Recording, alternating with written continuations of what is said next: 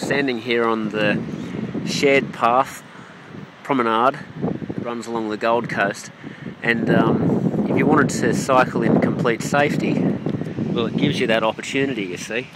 You can cycle all the way along the beachfront, which is great, and good for tourism too, as you can see. These guys over here have rented out the car cycle, if you want to call it that.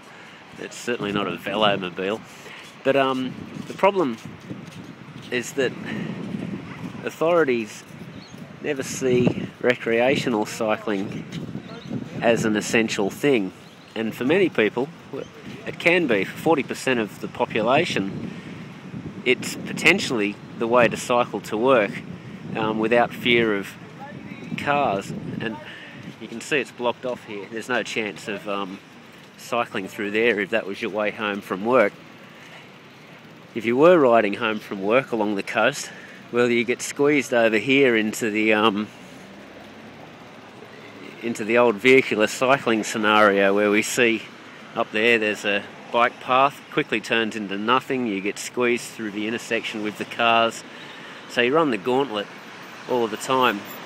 Fast cyclists and confident cyclists, and I guess I'm one of those, we're happy to do that, you know, but we know statistically we're only about 2% of the population.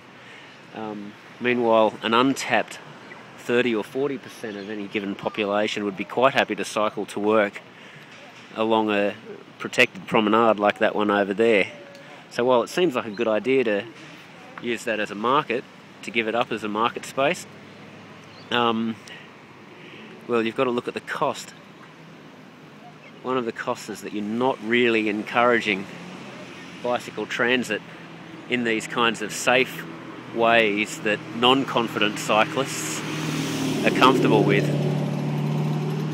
So that's my little rant for the day. That's a situation I saw down by the Tiber in Rome as well, where they've got a bike path along the river. But to hell with that every time they want to lease that land out. So there you go, that's the bicycle route on the Gold Coast, or Surfers Paradise to be precise, here in Queensland. And that's my little message to the council here.